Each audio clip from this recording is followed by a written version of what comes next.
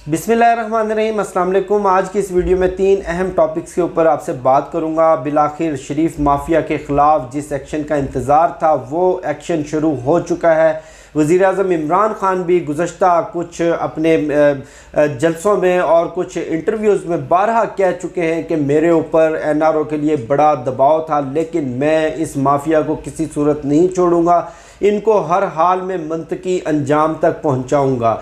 अब हुकूमत का जो काम था, हुकूमत इन माफियाज़ के ख़िलाफ़, इन चोरों के ख़िलाफ़ और इन डाकुओं के ख़िलाफ़ जिन्होंने कौमी ख़जाने को लूटा है, उनको गिरफ़्तार कर सकती थी, उनके ख़िलाफ़ ठोस शवाहद अदालतों में पेश कर सकती थी। बाकी चूँकि पाकिस्तान की अदलिया आज़ाद है और माशाल्लाह से जितनी आज़ाद है वो आपको भी पता है, मुझे भी पता है कि जिस तरह इस शरीफ ख़ानदान और शरीफ माफिया के लिए हमारी लाहौर हाई कोर्ट जिस तरह से इनको रिलीफ देती रही, अब ये अदलिया की कोर्ट में बाल है कि वो इन माफिया के ख़िलाफ़ इतने तगड़े सबूतों के बावजूद क्या कार्रवाई करती है। आज शहबाज शरीफ के पूरे ख़ानदान यानी कि पूरा टब्बर, जो कि आम अल्फाज के अंदर वज़ीर आज़म इमरान ख़ान भी कहते हैं और दीगर सियासी रहनुमा भी कहते हैं कि इनका सारे का सारा टब्बर चोर है। पूरे टब्बर के ख़िलाफ़ एक वादा माफ़ गुआ सामने आ गया है। वो वादा माफ़ गुआ कोई आम शख्स नहीं, इनकी अपनी कंपनी का एक बड़ा ओहदेदार है जो इनके अकाउंट्स में टीटीज़ लगवाता रहा। मैं बात कर रहा हूँ शाहिद रफ़ीक के। शाहिद रफ़ीक साहब इनकी कंपनी के अंदर एक आला ओहदे पर थे और कई दहाइयों से इस शरीफ माफिया के साथ काम कर रहे थे। आज उनका एतराफ़ी बयान मंजर आम पर आ चुका है जो कि उन्होंने नैब को दिया। उनका ये कहना है कि मैंने 24 लाख डॉलर की मनी लॉन्ड्रिंग शरीफ ख़ानदान के लिए की। 24 लाख डॉलर आप अंदाज़ा करें, ये करीबन 40 करोड़ रुपए के बराबर रकम बनती है। वो कहते हैं कि ये सारी की सारी रकम मैं पाकिस्तान से बरतानिया लेकर गया और बरतानिया से बजरिया टीटीज़ हमज़ा शहबाज, नुसरत शहबाज, सलमान शहबाज, शहबाज शरीफ और राबिया इमरान के अकाउंट्स के अंदर मैं ये रकम भेजता रहा। उन्होंने बैंक अकाउंट्स की तफसीलात भी बताई हैं, ट्रांजैक्शंस मौजूद हैं। इन अकाउंट्स के अंदर इतना इतना पैसा इस वक्त आया। जिस बंदे ने ये पैसा लगवाया, जिस बंदे ने टीटीज़ भिजवाई, वो खुद एतराफ़ जुर्म कर रहा है। अब देखें किस तरह से इस माफिया ने अपने ख़ानदान की बेटियों को, अपने ख़ानदान की बहनों को इस चोरी में, इस मनी लॉन्ड्रिंग में मुलव्विस किया और उसके बाद जब अदालतों में पेश करने की बारी आती है तो ये जेली सर्टिफिकेट पेश कर देते हैं। ये कहते हैं कि जनाब सियासी इंतकाम का निशाना बनाया जा रहा है, ये नैब न्याजी गठजोड़ है, ये इमरान खान ज़ाती इंतकाम पर हमारे ख़ानदान की बहू बेटियों को तंग कर रहा है। और जेली मेडिकल सर्टिफिकेट क्या पेश करते हैं कि मेरी अहलिया नुसरत शहबाज अपना ज़हनी तवाज़न खो बैठी हैं, वो अपने कपड़े फाड़ देती हैं, वो अदालत में पेश नहीं हो सकती। अब जो जेली मेडिकल रिपोर्ट जो इन्होंने जमा करवाई, इस पर मुझे तो शर्म आती है कुछ कहते हुए, लेकिन अदालत ने इनके तमाम जेली मेडिकल रिपोर्ट्स की, इनके तमाम झूठों के परखचे उड़ा दिए हैं और इनके ख़िलाफ़ फ़र्द जुर्म आयद करने का फ़ैसला कर लिया। और उसके साथ साथ राबिया इमरान और नुसरत शहबाज को इश्तिहारी करार देने की कार्रवाई का आगाज़ हो चुका है, उनके भी अखबार इश्तिहार लगेंगे।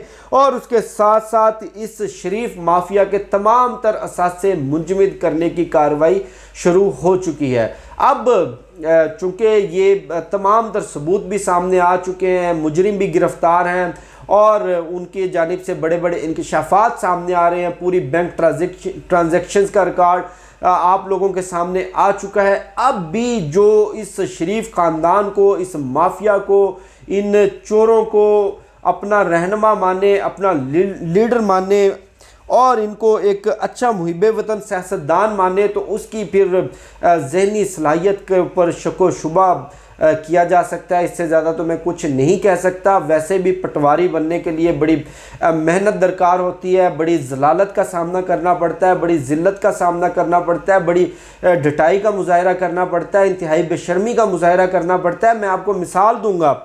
अब देखें ज़ुबैर उमर साहब, कितने आला ख़ानदान के चश्मो चिराग हैं। इनके भाई असद उमर साहब पाकिस्तान के कितने कलीदी ओहदों पर रहे, इनके बाप ने कितनी इज़्ज़त कमाई, किस तरह से वतन अज़ीज़ के लिए, पाकिस्तान के लिए कुर्बानियाँ दी, किस तरह से पाकिस्तान के दिफा के लिए उन्होंने जंगें लड़ी और एक हीरो का टाइटल उन्होंने अपने नाम किया। अब इनके बेटे मोहम्मद ज़ुबैर साहब, चूँकि वो पटवारी बनने के मराहल में है, और पटवारी बनने के लिए आपको पता है बड़ी ज़िल्लत, इंतहाई ढिठाई, बेशर्मी का मुजाहरा करना पड़ता है, अपने ज़ाती इज़्ज़त नफ्स को मारना पड़ता है। अब उनको भरे जलसे में मरियम नवाज़ ने बेइज्जत कर दिया है। अब मामला क्या है, मरियम नवाज़ ने गिलगित बल्तिस्तान में बयान दिया कि ये जो चोर लोटे हैं, लोटों की हमारी पार्टी में कोई जगह नहीं, लोटों का घेराव करें, इनका गिरेबान पकड़े, इनका गिरेबान झंझोड़े जो हमारी पार्टी छोड़कर दूसरी पार्टियों में चले गए हैं। ये बात कर रही थी मरियम नवाज़ उन इलेक्टेबल्स की जो गिलगित बल्तिस्तान के इलेक्शन में मुस्लिम लीग नून छोड़कर तहरीक इंसाफ ज्वाइन कर चुके हैं।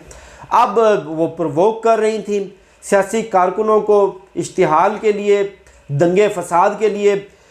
जब सवाल किया गया मोहम्मद ज़ुबैर से, चूँकि वो तर्जुमान है, तो उन्होंने कहा नहीं जी, उनके बयान का ये मतलब नहीं था, मीडिया ने उनके बयान का गलत मतलब लिया, तोड़ मरोड़ के पेश किया, उल्टा मलबा मीडिया पर ही डाल दिया।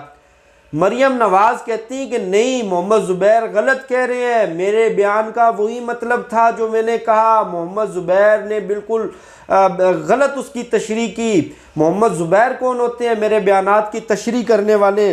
अब ये वही मोहम्मद ज़ुबैर हैं जिनके बाप के ऊपर इसहाक डार ने गद्दारी का फतवा लगाया, जिनके मरे हुए बाप को रुस्वा और बेइज्जत करने की कोशिश की, और ये बेशरम आदमी इंतहाई ढिठाई का मुजाहरा करते हुए अपने मरे हुए हीरो बाप, जिसको पूरा पाकिस्तान हीरो मानता है, जिसको पूरी कौम हीरो मानती है, उसके बारे में ये हर्जा सराई सुनकर खामोश रहा। और इनके भाई मोहम्मद जो असद उमर हैं, उनको बिलाखिर वजाहत देनी पड़ी और उन्होंने मुंह तोड़ जवाब दिया। और ये वही पटवारी है जिसको मरियम नवाज़ ने मीडिया और अपने गुल्लू भट्टों के सामने अपने घर में दाखिल होने से मना कर दिया था, घर में दाखिल होने से रोक दिया था और अपने घर से निकाल दिया था। अब वो किस ढिठाई और किस बेशर्मी के साथ उनके झूठे बयानात का दिफा कर रहा है, उनकी चोरियों का दिफा कर रहा है। दिफा करते हुए वो इस हद तक निकल जाते हैं कि बिलाखिर उनकी पार्टी की लीडर को तस्दीक करनी पड़ती है कि नहीं जनाब, मेरे बयान का वही मतलब था जो आप लोगों ने समझा, मेरा तर्जुमान गलत कह रहा है, वो मेरी ग़ुलामी के अंदर वो सफाई गलत दे रहा है गलत वक्त पर। अब गुल्लू भट्टों के खिलाफ एक्शन शुरू हो चुका है। ये जो इन्होंने नैब लाहौर के दफ्तर के बाहर तोड़ फोड़ की, नैब लाहौर के दफ्तर के बाहर जो इन्होंने एक दंगा और फसाद करने की कोशिश की, आज ख्वाजा इमरान नज़ीर को लाहौर पुलिस ने गिरफ़्तार कर लिया है। ख्वाजा इमरान नज़ीर की गाड़ी इस्तेमाल हुई थी, उनकी गाड़ी के अंदर पत्थर लाए गए थे और वो पत्थर नैब के एहलकारों पर बरसाए गए, नैब के दफ्तर पर बरसाए गए। अब इंतहाई ढिठाई के साथ, इंतहाई बेशर्मी के साथ, इंतहाई बगैरती के साथ इन गुल्लू भट्टों ने पंजाब पुलिस का घेराव किया और इल्ज़ाम लगाया कि जनाब हमारे ख़िलाफ़ सियासी इंतकाम किया जा रहा है। हम तो गाड़ी के अंदर पत्थर नहीं, गुलाब की पत्तियां लेकर आए थे, सदके का गोश्त लेकर आए थे। आप इनकी बेशर्मी देखें, इनके झूठ देखें कि किस ढिठाई के साथ ये लोग अपने जुर्म के ऊपर पर्दा डालने की कोशिश करते हैं। सबूत भी सामने आ जाए, फुटेज भी सामने आ जाए, ट्रांजैक्शंस भी सामने आ जाए, दस्तावेजी सबूत भी सामने आ जाए, वादा माफगुआही भी सामने आ जाए, शहादतें भी सामने आ जाए, उसके बावजूद ये ढीठ बनकर तमाम तर मामले को झुटलाते हैं और उल्टा हुकूमत पर इल्ज़ाम लगाते हैं। ये इस तरह से सुधरने वाले नहीं हैं। इस माफिया की जब तक तमाम तर जदादें असासे जब्त करके इनको जेलों में नहीं डाला जाता, इनका घेराव नहीं किया जाता, इनकी असलियत कौम के सामने नहीं लाई जाती, उस वक्त तक ये कौम को गुमराह करते रहेंगे, झूठ बोलते रहेंगे, पाकिस्तान को कमज़ोर करते रहेंगे, पाकिस्तान के ख़िलाफ़ साजिशें करते रहेंगे और इंशाल्लाह इनकी साजिशों को हम नाकाम बनाएंगे। मुझे शफ़क़त अली को दीजिए इजाज़त। इंशाल्लाह फिर नेक्स्ट वीडियो में मुलाकात होगी। पाकिस्तान जिंदाबाद।